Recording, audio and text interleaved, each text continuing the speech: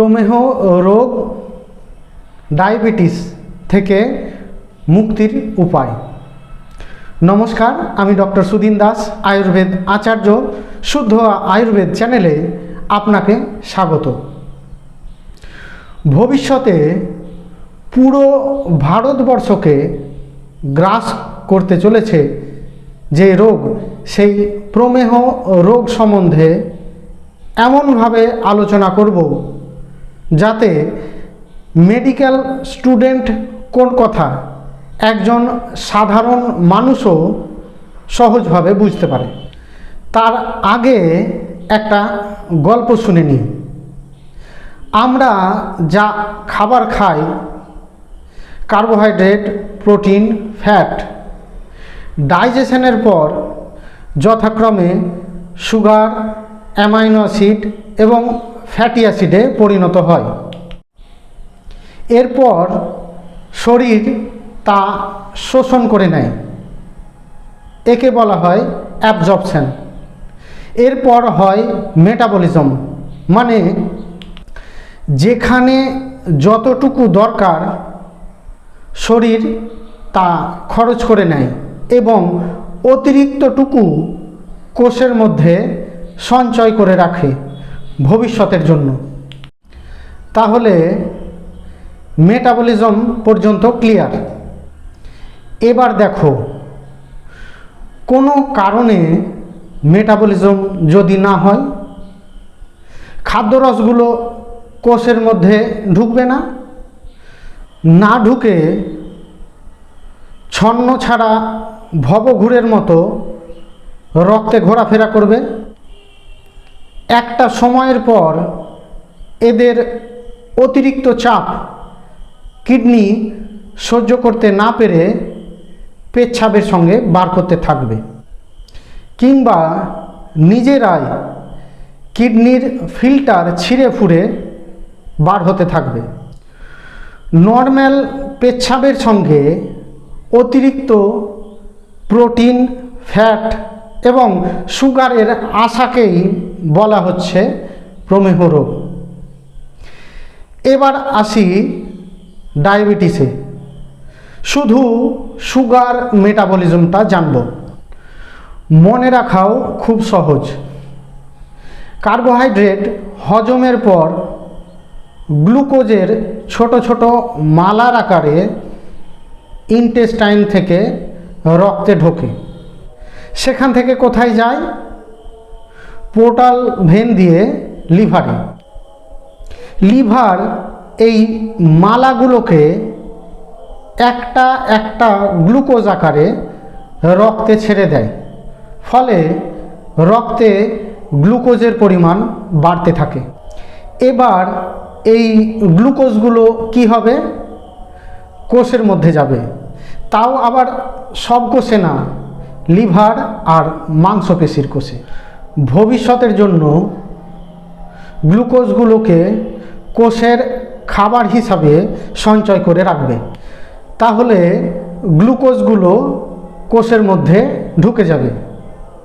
আচ্ছা, ঢুকতে গিয়ে দেখে কোষের মধ্যে ঢোকার কোনো রাস্তাই নেই, সব রাস্তায় তালা মারা।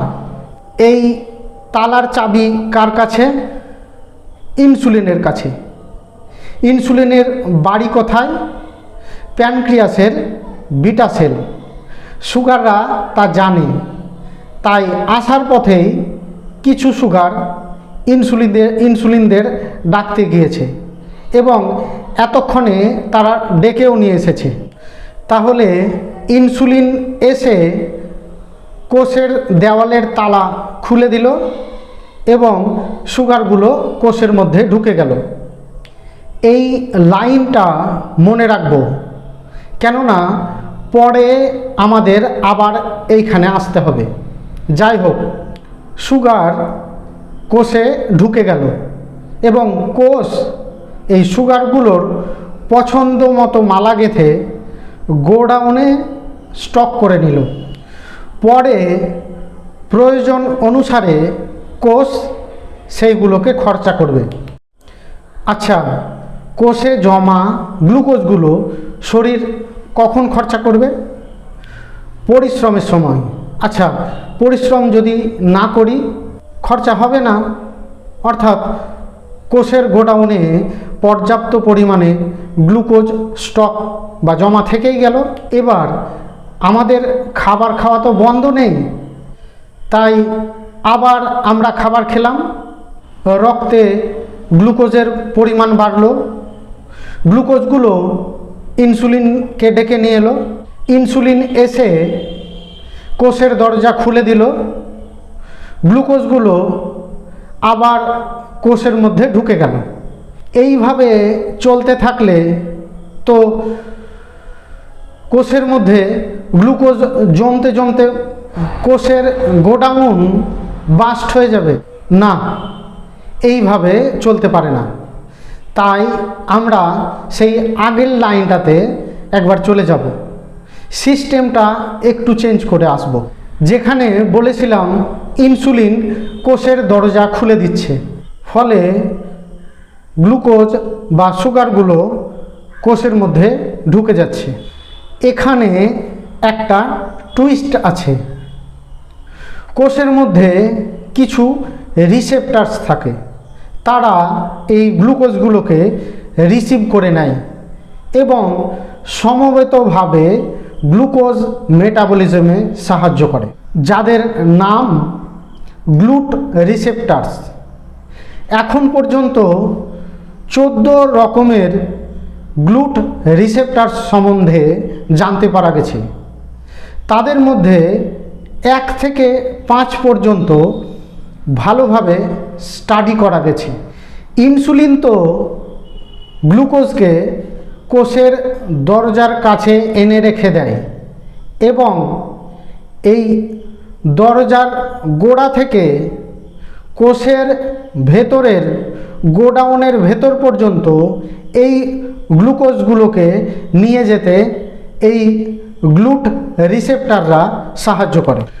গ্লুট 4 রিসেপ্টার্স তাদের মধ্যে অন্যতম। ঘটনাটা আর একবার সহজ করে বলছি।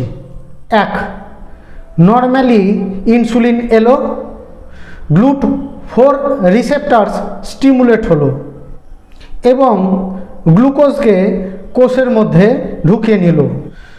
2 নম্বর, কিন্তু আমরা যদি শুধু খেয়েই যাই, কাজ না করি, তার মানে কোষের ভেতর গ্লুকোজ আগে থেকেই স্টক আছে, এক্ষেত্রে গ্লুট 4 রিসেপ্টার্সগুলো ইনসুলিন দ্বারা স্টিমুলেট হবে না, ইনঅ্যাক্টিভ থাকবে। ফলে অতিরিক্ত গ্লুকোজ কোষের মধ্যে ঢুকতে পারবে না। এই স্টেজটাকে বলা হয় ইনসুলিন রেজিস্ট্যান্স। তার মানে কি হলো? রক্তে ইনসুলিন লেভেল হাই আছে, মানে ইনসুলিনগুলো কাজেই লাগেনি, এবং গ্লুকোজ লেভেলও হাই আছে, মানে গ্লুকোজগুলো কোষের মধ্যে ঢুকতেই পারেনি। এই দুটোই হাই থাকাকে আমরা বলছি টাইপ 2 ডায়াবেটিস। এবং যে ক্ষেত্রে রক্তে ইনসুলিনের পরিমাণ কম থাকবে এবং high level of sugar is known as type 1 diabetes mellitus.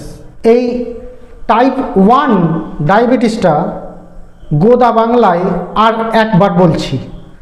ধরি কোনো কারণে প্যানক্রিয়াসের বিটা সেল থেকে ইনসুলিন আসছে না, হতে পারে জন্মগত কারণ, ইঞ্জিন খারাপ আছে, কিংবা ইনসুলিন এলেও বিকলাঙ্গ, তার মানে রক্তে ইনসুলিন নেই, ইনসুলিনই নেই, তো গ্লুট 4 রিসেপ্টার্সকে স্টিমুলেট করবে কে?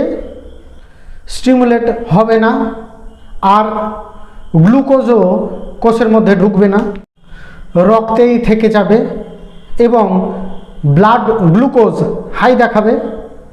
এই অবস্থাটাই টাইপ 1 ডায়াবেটিস, আর কিছুই না।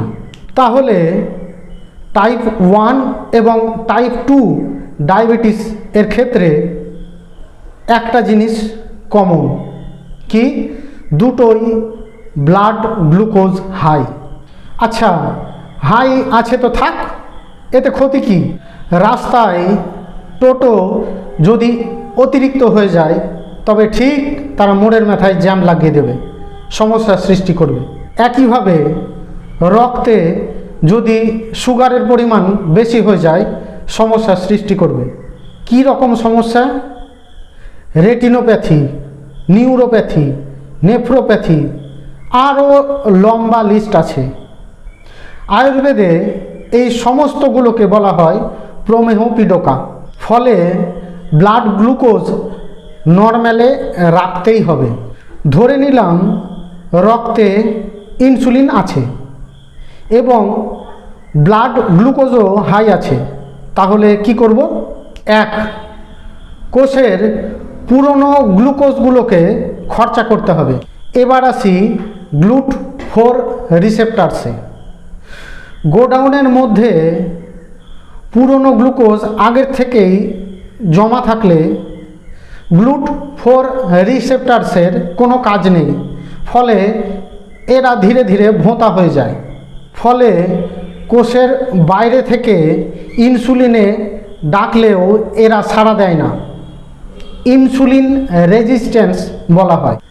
2 নম্বর, এই ইনসুলিন রেজিস্ট্যান্স যাতে না হয় তার ব্যবস্থা করতে হবে। এবার আসি লিভারে। যেখান থেকে গ্লুকোজ রক্তে বাড়ছে সেখানে বেড়া দিতে হবে। কিভাবে? আগে বলিনি, এখন বলছি। লিভার গ্লুকোজ ভেঙে রক্তে গ্লুকোজ বাড়ায়, একে বলা হয় গ্লাইকোজেনেসিস। তেমনিভাবে প্রয়োজনে প্রোটিন এবং ফ্যাট ভেঙেও গ্লুকোজ তৈরি করতে পারে, একে বলা হয় নিওগ্লুকোজেনেসিস। 3 নম্বর, লিভারের এই অ্যাক্টিভিটি ইনহিবিট করতে হবে। ইনহিবিট করা মানে কম করা। এবার চলে আসি ইন্টেস্টাইনে। গ্লুকোজ অ্যাবজর্পশন কম করতে হবে, গ্লুকোজ ইনডাইজেশন করাতে হবে। মানে 4 number, avoid polysaccharide or oligosaccharide to monosaccharide. একটি মেডিসিনই এই 4 ভাবে কাজ করতে পারে, যদিও এর রেফারেন্স শুধু ত্রিপাঠী থেকে দেওয়া সম্ভব নয়। যাই হোক, এই গ্রুপের নাম বাইগুয়ানাইডস, দ্যাট ইজ মেটফরমিন। কিন্তু এর কিছু সমস্যাও আছে। 1, কম বেশি সারা জীবন খেতে হবে। 2, ওজন কমা থামবে না। 3, রক্তে অ্যাসিডের পরিমাণ বাড়তে থাকবে, ফলে কিডনির উপর চাপ বাড়তেই থাকবে। বাজারে আরও কিছু মেডিসিন পাওয়া যায়, যেমন আলফা গ্লুকোসাইডেজ ইনহিবিটার, গ্লুকোজ ডাইজেশনে বাধা দেয়। পায়োগ্লিটাজোন ইনক্রিজ গ্লুকোজ সেন্সিটিভিটি। এসব করেও যদি গ্লুকোজ নর্মালে না আসে তখন ইনসুলিন বাড়ানোর চেষ্টা করতে হবে। আচ্ছা, রক্তে তো ইনসুলিন আছেই, তাও তো সুগার কমছে না, না তাও বাড়াতে হবে। যে মাতালকে 2 বোতল মদ খাইয়ে কাজ হচ্ছে না, 4 বোতল দাও, ঠিক মাতলামো শুরু করবে। নর্মালি ইনসুলিন তৈরি হয় প্যানক্রিয়াসের বিটা সেল থেকে। চলো এবার সেখানে যাওয়া যাক। এখান থেকে জোর করে ইনসুলিন বার করব। মেডিকেলের ভাষায় এই মেডিসিনের গ্রুপকে বলা হয় সিক্রেটোগম, যেমন সালফোনিল ইউরিয়া, DPP4 ইনহিবিটার্স, গ্লিনাইডস। এরা বিভিন্ন পাথওয়েতে প্যানক্রিয়াসের বিটা সেলের গালে গালে চড়িয়ে কিছু ইনসুলিন বের করে আনে, ফলে সুগার লেভেল নর্মালে আসে। এইভাবে কিছু বছর ম্যানেজ হয়ে যায়। সঙ্গে কিছু সাইড এফেক্টও আছে, যেমন ঠিক সময় খাবার না খেলে হাইপোগ্লাইসেমিয়া হওয়ার চান্স থাকে, অতিরিক্ত ওজন বাড়তে পারে, প্যানক্রিয়াটিক কার্সিনোমার চান্স বাড়িয়ে দেয়। যাই হোক, এইভাবে চলতে চলতে একটা সময়ে প্যানক্রিয়াসের বিটা সেলগুলো সিক্রেটোগগের এগেনস্টে রিঅ্যাক্ট করা বন্ধ করে দেয়, আর ইনসুলিন সিক্রেশন হয় না। তার মানে গালে গালে থাপ্পড় খেতে খেতে হঠাৎ করে অজ্ঞান। এই স্টেজটাকে বলা হচ্ছে oral hypoglycemic drug failure. Pancreas থেকে আর ইনসুলিন বের করা যাবে না, কোষে আর সুগার ঢুকবে না, ফলে এই রক্তের অতিরিক্ত গ্লুকোজকে কিডনি দিয়ে বার করার একটা চেষ্টা করা হয়। এই গ্রুপের মেডিসিনকে বলা হয় SGLT2 ইনহিবিটার্স। কিডনিতে গ্লুকোজ এর রিঅ্যাবজর্পশন বন্ধ করে দেয়, পেচ্ছাপ দিয়ে গ্লুকোজ বের হতে থাকে, রক্তে গ্লুকোজ মেনটেন হয়। এইভাবে ব্লাড সুগার মেনটেন হলেও তা বেশি দিন কন্টিনিউ করা যায় না, কারণ বারবার ইউটিআই বা পেচ্ছাপে ইনফেকশন শুরু হয়। পেচ্ছাপ দিয়ে চিনি নামলে ইনফেকশন তো হবেই।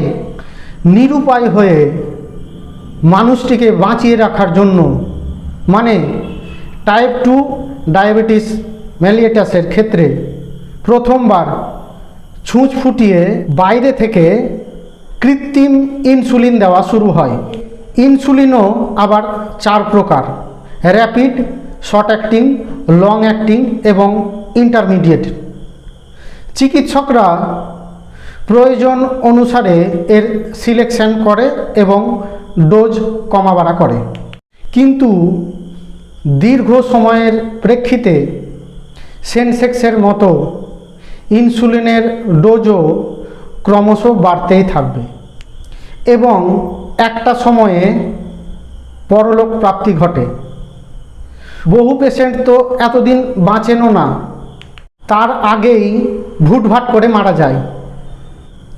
ইনসুলিন তো নিলাম, উঠানটা ঝাড় দিয়ে নিই, তারপর খাচ্ছি, এর মধ্যেই সুগার কমে গিয়ে হাইপোগ্লাইসেমিক শক, হসপিটাল নিয়ে যেতে যেতেই খেল খতম। টোটাল যতগুলো ডায়াবেটিক পেশেন্ট আছে তাদের মধ্যে প্রায় 10% টাইপ 1 ডায়াবেটিস। জন্ম থেকেই যাদের ইনসুলিন তৈরি হয় না, প্যানক্রিয়াস খারাপ বা প্যানক্রিয়াস কেটে বাদ দিতে হয়েছে, এদেরকে শুরু থেকেই ইনসুলিন দিতে হয়। আমি তাদেরকে দোষ দিতে পারবো না, কিন্তু বাকি 90%ই টাইপ 2 ডায়াবেটিস। মডার্ন সায়েন্সে এই টাইপ 2 ডায়াবেটিস মেলিটাসকে কোনো রোগ বলা হয় না, বলা হয় লাইফস্টাইল ডিসঅর্ডার। পাশ্চাত্য দেশ যখন পোশাকের ব্যবহার শেখেনি, ভারতীয় চিকিৎসা পদ্ধতি এই লাইফস্টাইল ডিসঅর্ডার সম্বন্ধে কী সিদ্ধান্ত দিয়েছেন একবার দেখে নিন। চরক চিকিৎসা স্থান 6 নম্বর অধ্যায় 4 নম্বর শ্লোক। প্রমেহকা সামান্য কারণ। আশা সুখং স্বপ্ন সুখং দধিনী গ্রাম্যোদকং আনুপরসা পয়াংসি নবান্ন পানং গুরো বৈকৃত্যং চ প্রমেহ হেতু কফকৃচ্ছং সর্বম। সুখপূর্বক গভীর আসনে বসে থাকা, সুখপূর্বক নরম বিছানায় অতিরিক্ত ঘুমানো, excessive intake of unhealthy food, দুধ জাতীয় খাবার, মাছ মাংস জাতীয় খাবার, মিষ্টি জাতীয় খাবার ও শর্করা বর্ধক খাবার is common cause of type 2 diabetes. According to Ayurveda treatment নিদান পরিবর্জনম, অবিলম্বে এই কারণগুলো পরিত্যাগ করতে হবে। পরিবর্তে শর্করার আত্তীকরণ যাতে ভালোভাবে ত্বরান্বিত হয় তার জন্য কিছু আসন এবং প্রাণায়াম নিয়মিত অভ্যাসের মধ্যে রাখতে হবে, যেমন মণ্ডূকাসন, বক্রাসন, সূর্য নমস্কার, কপালভাতি ইত্যাদি। যেগুলো বললাম যাতে সুগার না হয় এবং যাদের সুগার হয়েছে দুটো ক্ষেত্রেই প্রযোজ্য। এবার আসি তাদের জন্য যারা সুগারের সমস্যায় ভুগছেন। চিকিৎসা সূত্র: স্থূল প্রমেহি বলবানী হৈকং কৃশস্তথৈক পরিদুর্বলশ্চ সংবৃহং তত্র কৃশস্য কায় সংশোধনং দোষ বলাধিকস্য। অ্যাকর্ডিং টু আয়ুর্বেদ দুই ধরনের প্রমেহ রোগী দেখা যায়, এক বলবান, দুই কৃশ ও দুর্বল। কৃশ ব্যক্তির জন্য বৃহন চিকিৎসা করা উচিত, আর যাদের দোষবল বেশি এবং শরীর বলও ভালো আছে তাদের যথাক্রমে শোধন চিকিৎসা মানে বমন, বিরেচন, বস্থি করানো উচিত। এই কথাগুলো বোঝা একটু কঠিন, তাই একটা সহজ উদাহরণ দেওয়ার চেষ্টা করছি। সুগারের অ্যালোপ্যাথ মেডিসিন মেটফর্মিন ওজন কমায়, তাই পাতলা মানুষকে দেওয়াটা ঠিক হবে না। আবার গ্লিমিপিরাইডস ওজন বাড়ায়, তাই উপায় থাকতে মোটা মানুষকে দিতে নেই।